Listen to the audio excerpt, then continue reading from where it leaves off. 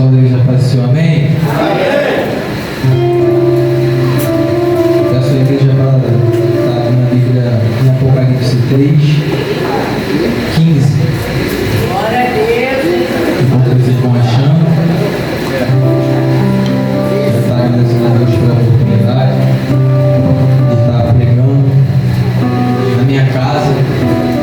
Eu falo que a maior honra para mim é pregar aonde eu congrego.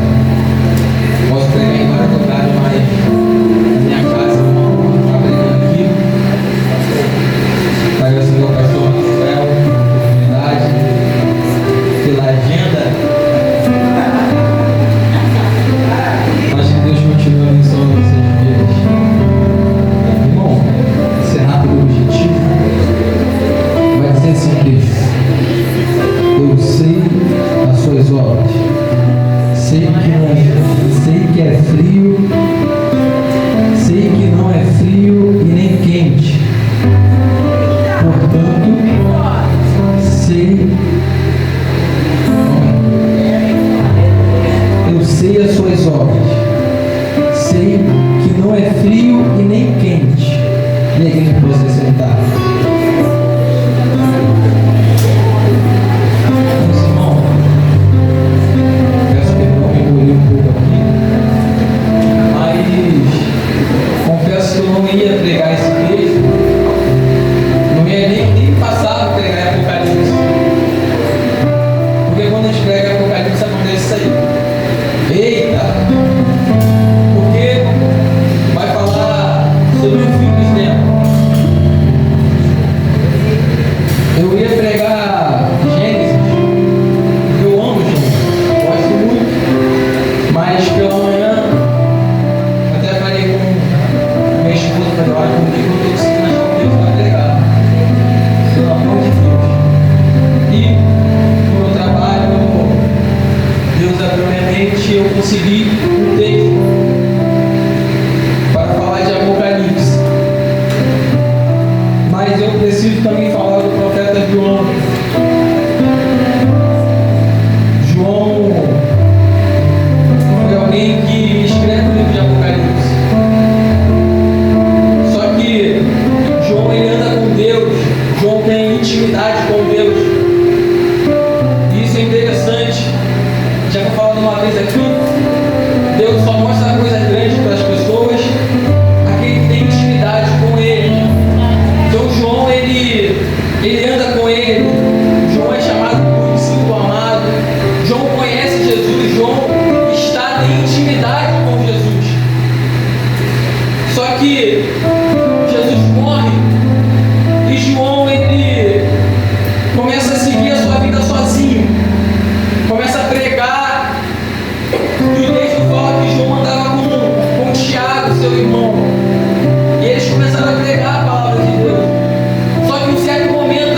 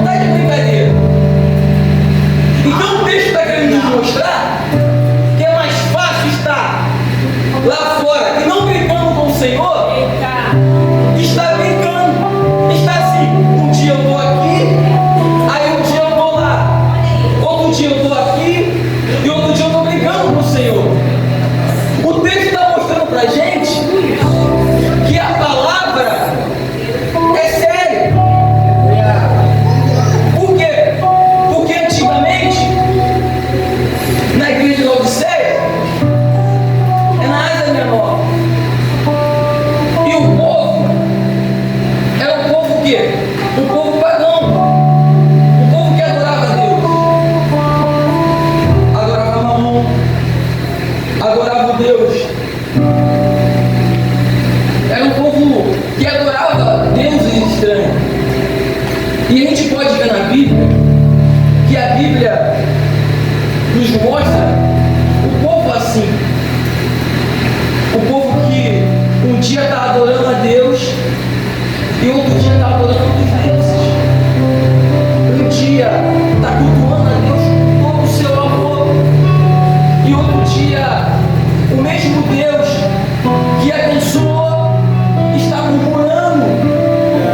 Você lembra do povo de Israel? O povo de Israel fica cativo e preso.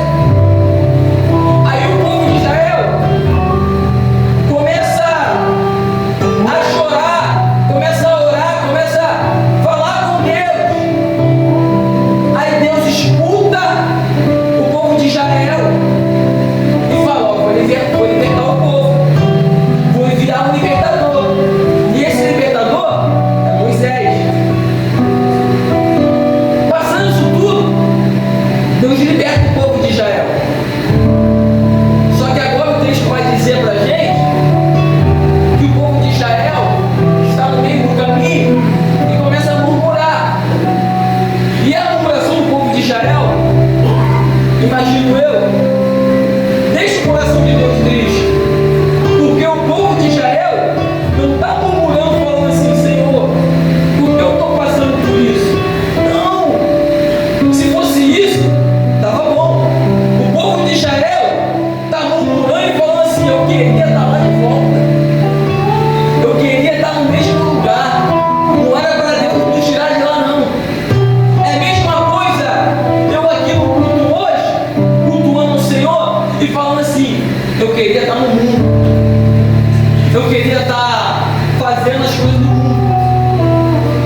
Mas, irmão, quando a gente entra na igreja, o mundo já não faz parte da nossa vida. Verdade. O mundo já não tem mais graça pra gente.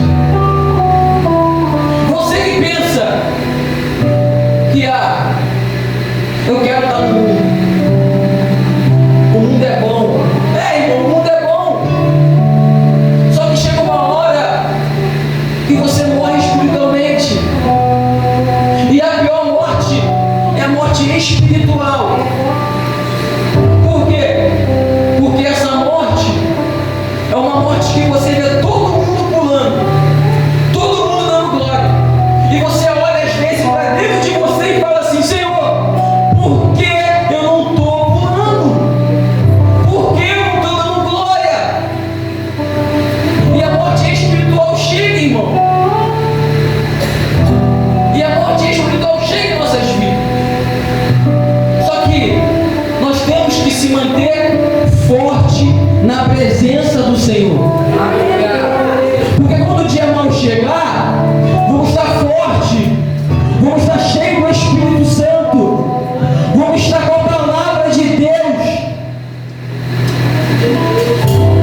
Voltando para o texto,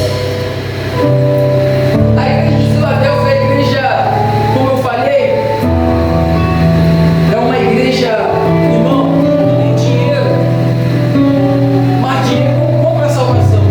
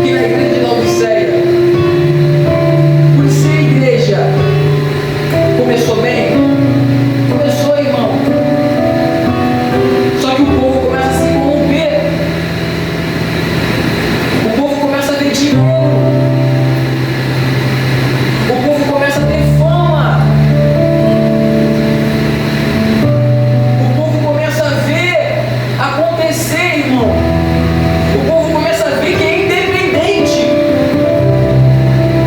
E uma das coisas que nos afasta de ser de Deus é ser independente. Porque às vezes, por ser independente, você fala assim: eu não vou para a igreja hoje. E não vai. E acabou. Eu não vou buscar hoje. Eu não vou ler Bíblia hoje, porque você é alguém independente. E muitas vezes isso nos afasta de Deus. Mas quando somos independentes de Deus, aí você vê o sobrenatural de Deus na sua vida. Aí você vê as coisas fluindo. Aí você vê as promessas de Deus se cumprir. Porque você é independente do Senhor. Você é alguém independente de Deus. Irmão, pessoas que é independente de Deus, pode passar a guerra que for, continua sendo dependente de Deus. Pessoas que é fiel com Deus, pode ter a prova que for, Deus continua sendo fiel com ela. Porque Deus tem compromisso com a sua palavra. Se você for fiel com Deus, eu tenho certeza que Ele vai ser fiel contigo. Se você seguir os caminhos certos do Senhor, se você seguir a palavra de Deus certa, eu tenho certeza que Deus vai fazer coisas sobrenaturais. Só que você tem que ser fiel. Só que você tem que ser fiel com Deus. Porque às vezes queremos ver coisas maravilhosas de Deus e não queremos ser fiel com Deus. Um dos primeiros compromissos que Deus tem com o Senhor é ser fiel com Ele. Não é só ser fiel nos dizem, ser fiel em tudo em nossas vidas. É ser fiel com a palavra de Deus. É quando você errar, você fala assim: eu errei. Eu desvenci o coração de Deus. Eu não fui fiel. É quando você olhar e falar: eu tenho que ser fiel com Deus. No momento que você achar que não tem que ser fiel, é nesse momento que você tem que ser fiel com Deus.